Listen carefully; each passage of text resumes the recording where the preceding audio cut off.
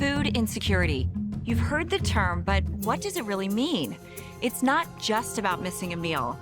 It's about tough choices, stretched budgets, and invisible struggles that may be a lot closer to home than you think. Luckily, the Maryland Food Bank isn't just tackling the problem, they're rewriting the playbook. What is food insecurity?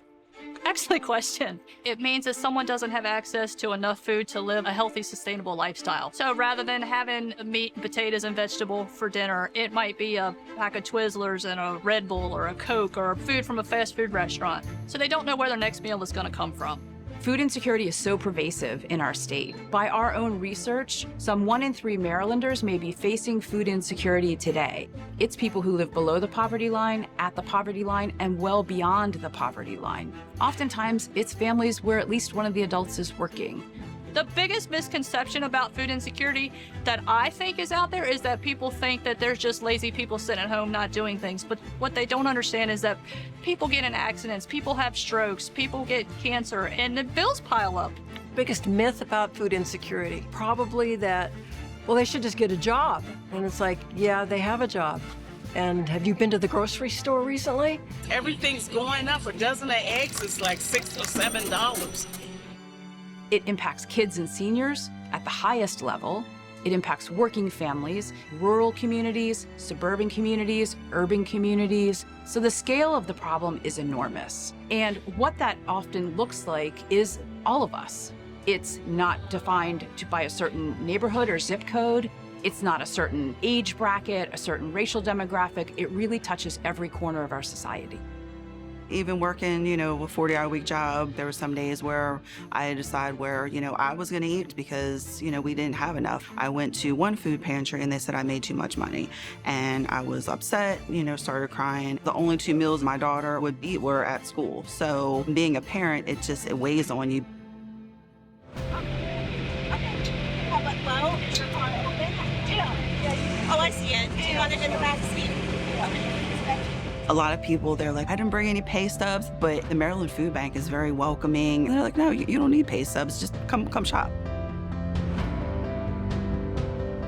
Welcome to the Maryland Food Bank. This is our grand entryway. This is where we welcome all of our volunteers and visitors and help people get oriented to the work that we're doing here at the Maryland Food Bank. It's a 100,000 square foot warehouse here in Baltimore County, where the majority of our food is received and sorted and made ready for distribution. This gives you a little bit of a sense of how vast our warehouse is. Last year, our organization distributed more than 52 million pounds of food. Behind me here is our giant refrigerators, which are also connected to enormous freezers. This is where we keep a lot of the fresh produce and all the frozen food that we get in, so it stays safe and is ready to be distributed. Our warehouse team are experts in keeping the food that we receive safe, checking temperatures and checking expiration dates. They'll load it up and they'll get it out the door fast if it's produce, and obviously we have a little more time if it's shelf stable, but they really know how to manage that difference. This is when you think about what food banks are distributing, this is what food banks are distributing. When we think about the work that we do, again, going back into what we might understand about food banking, it was kind of a, we'll take the food that's donated to us and we'll make sure to get it to people who need it. That's a very passive stance. That is not how we work today. We are very active, both in our procurement of food, so our sourcing. We're talking to food donors. We're educating food donors. Some 40% of the food that we distribute, we actually buy. This is no longer cans of food in an emergency situation. That's how food banking started some 50 years ago. We have come so far from that. And so while we're still distributing food, we're addressing the reasons that people are food insecure in the first place. We use data, we use strategy, and we're really intentional about how we do the work in communities across our state. Not only are we promoting food access and nutrition, we are also building partnerships that are bringing relationships to families that can provide those resources. So things like health screenings, we do free flu shots, we've had Narcan training in areas that are highly populated with overdose. We have our SNAP team, we have our nutrition team that's coming out and providing recipes about the foods they're gonna receive that day. So it's very important to provide a well-rounded wraparound service because that's what's going to fight food insecurity.